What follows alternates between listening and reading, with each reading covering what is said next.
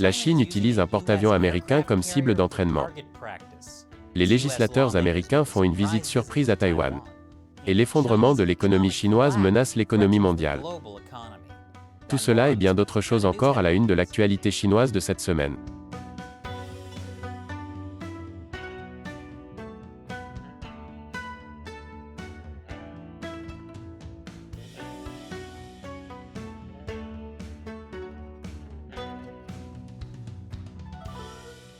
Bienvenue sur Chine non censurée, je suis Chris Chappell. Les titres de l'actualité chinoise de cette semaine.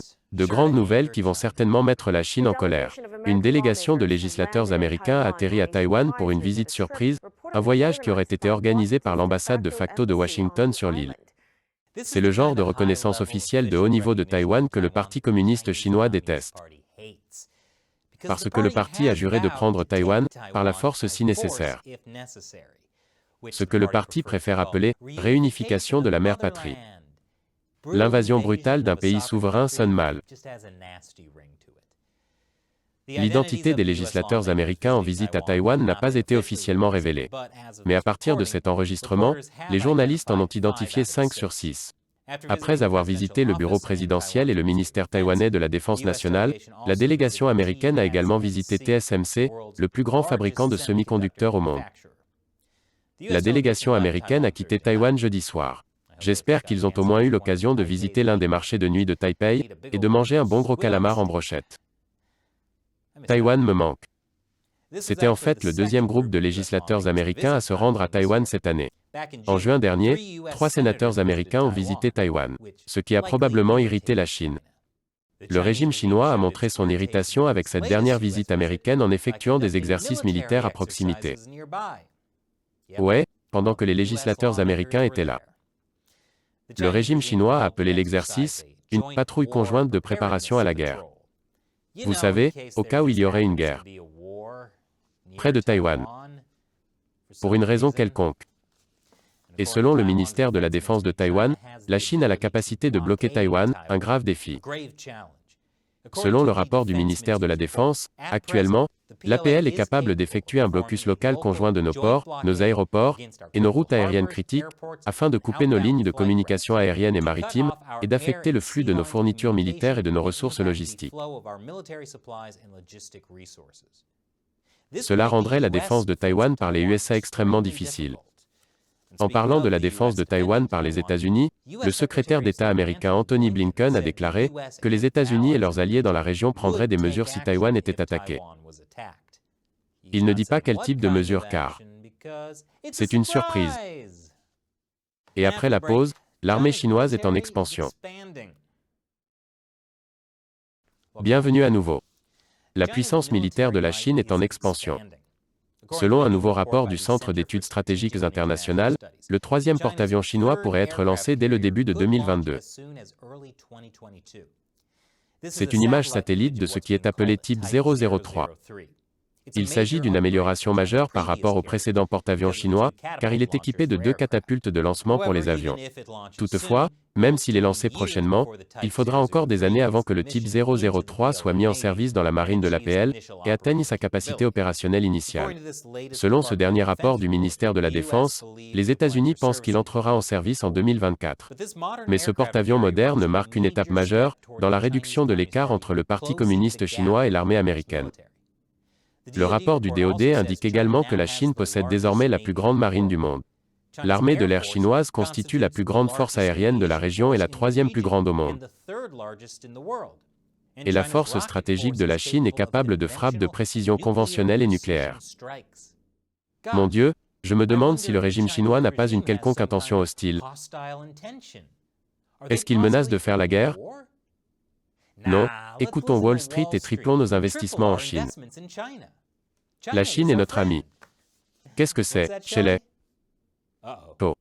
Ce soir, de nouvelles images satellites inquiétantes montrent que l'armée chinoise a utilisé des maquettes de navires de guerre américains pour s'entraîner au tir. Les cibles comprennent des modèles à l'échelle d'un porte-avions américain et de 2 destroyers. Un porte-parole du Pentagone a déclaré aujourd'hui que les États-Unis restent préoccupés par les actions de la Chine. C'est presque comme si quelques années de produits chinois moins chers ne valaient pas la peine sur le long terme. Bien que, pour être honnête, tirer sur une maquette immobile d'un navire américain, qui se trouve au milieu d'un désert, n'est peut-être pas la chose la plus intimidante. Ce genre d'entraînement au tir est comme tirer sur des poissons dans un tonneau, au milieu du désert. Nous avons couvert le chaos qui s'est abattu sur le marché immobilier chinois. Il est centré sur une société appelée Evergrande. Le géant coté à Hong Kong est devenu l'une des entreprises les plus endettées au monde, avec plus de 300 milliards de dollars de dettes, et il a du mal à rembourser, ce qui fait craindre un défaut de paiement qui pourrait faire trembler l'économie chinoise. Et selon un économiste de l'Université de Chicago, l'économie chinoise se heurte à un mur. C'est un parallèle au crash immobilier de 2008.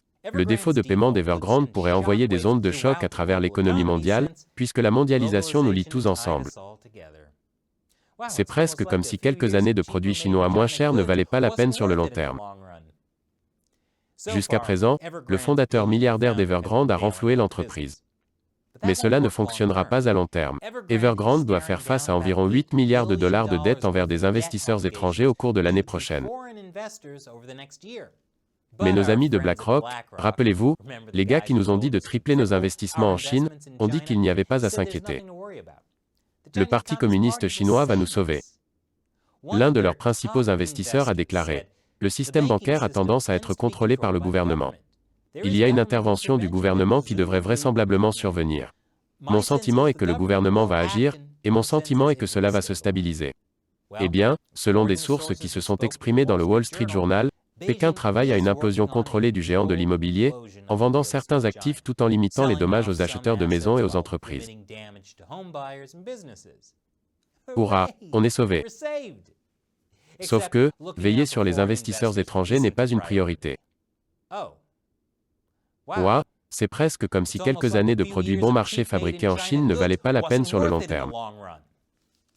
Mais ne vous inquiétez pas, les investisseurs étrangers n'ont pas besoin que le gouvernement chinois veille sur eux. Ils savent parfaitement ce qu'ils font. Et ce qu'ils font, c'est racheter encore plus de dettes immobilières chinoises en difficulté. Qu'est-ce qui pourrait mal tourner ? Après tout, ce n'est pas comme si Goldman Sachs achetait de la dette chinoise en difficulté avec son propre argent. Elle achète de la dette chinoise, avec votre argent. Vous voyez ? Aucun problème. Alors pourquoi Goldman pense-t-elle que c'est le moment d'acheter de la dette immobilière chinoise ? Parce qu'il croit que le Parti communiste chinois va renflouer le secteur immobilier. Goldman achète aussi des obligations d'État chinoises. Cela signifie qu'il finance directement le régime chinois. Quelqu'un s'est-il déjà dit qu'il était peut-être temps d'arrêter d'injecter de l'argent dans un régime qui utilise réellement des maquettes de navires américains comme cible ? Pas Goldman. Et après la pause, Xi Jinping dit au président Biden de coopérer. Bienvenue à nouveau. Avant une rencontre virtuelle prévue entre le président Biden et le dirigeant chinois Xi Jinping, ce dernier a envoyé une lettre disant que la Chine est prête à travailler avec les États-Unis, sous réserve de respect mutuel. Sa lettre disait : les deux pays gagneront à la coopération, et perdront à la confrontation. La coopération est le seul bon choix.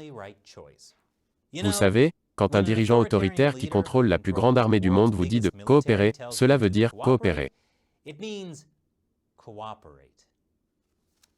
Heureusement, l'administration Biden ne semble pas vouloir coopérer aux conditions de la Chine. Elle a prolongé une interdiction d'investissement dans les entreprises liées à l'armée chinoise datant de l'ère Trump. Biden a écrit à la Chambre des représentants des États-Unis : la RPC République populaire de Chine exploite de plus en plus le capital des États-Unis pour financer et permettre le développement et la modernisation de son armée, de ses services de renseignement et d'autres appareils de sécurité, ce qui continue de permettre à la RPC de menacer directement le territoire des États-Unis et les forces des États-Unis à l'étranger.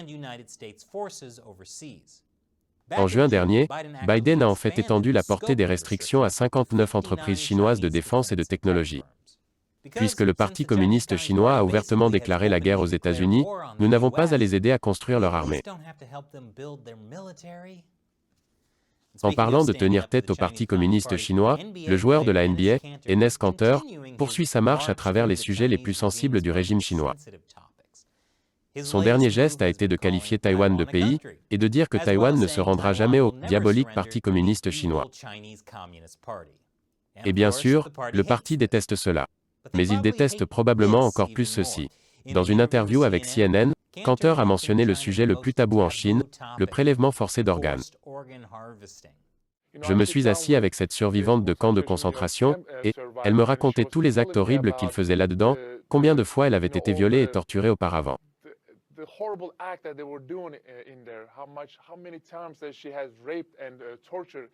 Elle m'a parlé des prélèvements d'organes et des caméras de surveillance. Alors quand j'entends ces histoires, je crois que Dieu m'a donné cette tribune pour être la voix de tous ces innocents qui n'ont pas de voix. Lorsque Kanter parle de prélèvement d'organes, il fait référence au régime chinois qui tue littéralement les gens pour leurs organes, qu'il vend ensuite pour des dizaines de milliers de dollars. Cela se passe depuis des décennies, et ce n'est pas une affaire de marché noir. Cela se passe dans les hôpitaux gérés par l'État. Et les victimes sont des personnes emprisonnées pour leurs croyances ou leur appartenance ethnique. Les plus grands groupes qui ont été tués sont les pratiquants de Falun Gong et les Ouïghours. Mais des Tibétains et des chrétiens ont également été tués pour leurs organes. C'est donc bien qu'Enes Kanter parle de cela. Espérons que plus de personnes le feront aussi. Vous vous souvenez peut-être que l'année dernière, nous vous avons parlé de Zhang Jian. C'est une ancienne avocate et l'une des premières journalistes citoyennes de Chine à avoir fait un reportage sur la propagation initiale du coronavirus. Ce qui n'a pas plu au parti. Ils l'ont condamnée à 4 ans de prison pour ça. À l'époque, lorsqu'on lui a dit qu'elle pouvait être emprisonnée, Zhang a cité un passage de la Bible et a dit qu'elle s'attendait à mourir en prison. Malheureusement, elle n'est peut-être pas si loin de sa prédiction. Sa famille dit qu'elle pourrait ne pas passer l'hiver. Son frère a franchi le pare-feu Internet de la Chine pour parler de sa situation critique sur Twitter. Elle a fait une grève de la faim. Les autorités l'ont nourrie de force. C'est quand ils enfoncent un tube dans votre gorge ou votre nez, et versent des choses qui ne sont pas vraiment nutritives dans votre gorge, comme de l'eau salée. C'est une forme de torture. Zhang mesure 1,78 m et ne pèse plus que 40 kg, selon son frère. Peut-on encore vraiment parler de coopération avec le Parti communiste chinois? Je pense qu'à ce stade, travailler avec le PCC ne vous rend pas coopératif. Cela fait de vous un complice. Et avant de quitter rageusement Internet, je vais répondre à une question d'un fan qui rend cette émission possible, en contribuant sur les sites de financement participatif Patreon ou Locals. Bruce Johnson demande sur Patreon. Et Chris, il n'y a pas si longtemps, j'avais besoin d'un rasoir à tissu. Vous savez, ces petits gadgets pratiques qui enlèvent les bosses des vêtements et du mobilier. J'ai décidé d'essayer de prendre position et d'en acheter un qui ne soit pas fabriqué en Chine. Je voulais acheter en ligne, car je ne voulais pas passer une journée entière à parcourir toute la ville pour chercher. Les résultats n'ont pas été bons. La totalité des articles pour lesquels j'ai pu identifier le pays d'origine étaient tous fabriqués en Chine. Existe-t-il un recours permettant aux Américains de trouver des alternatives aux produits fabriqués en Chine? Cela m'a ouvert les yeux. Oui, Bruce, c'est un problème majeur. Je pourrais probablement faire un épisode entier juste sur Amazon et la Chine. Saviez-vous que les vendeurs basés en Chine ont alimenté une part disproportionnée de la croissance sur le marché indépendant d'Amazon? Et puis vous avez des problèmes comme les micro-ondes. En gros, toutes les différentes marques de micro-ondes de comptoir, fabriquées dans la même usine en Chine. Et comme nous en avons parlé aujourd'hui, quelques années de produits bon marché fabriqués en Chine n'en valaient pas la peine sur le long terme. Malheureusement, à l'heure actuelle, il n'y a pas de bonne source pour trouver des alternatives aux produits fabriqués en Chine. Le bon côté des choses, c'est que les choses bougent en dehors de la Chine. On voit de plus en plus de produits fabriqués en Thaïlande, au Vietnam, en Inde et même à Taïwan. Mais Matt, Shelley et moi avons parlé de créer quelque chose comme ça pour aider les gens. Comme un site web et une nouvelle chaîne YouTube, dédiée à aider les gens à trouver des produits qui ne sont pas fabriqués en Chine. Cela vous semble-t-il intéressant? Faites-nous en part dans les commentaires ci-dessous. Merci pour votre question et votre soutien, Bruce. Et merci de nous avoir suivis. Si vous voulez aider Chine non censurée à aller de l'avant, vous pouvez contribuer sur Patreon. Ou rejoindre notre nouvelle communauté Locals. Les liens sont ci-dessous. Encore une fois, je suis Chris Chappell, à la prochaine fois.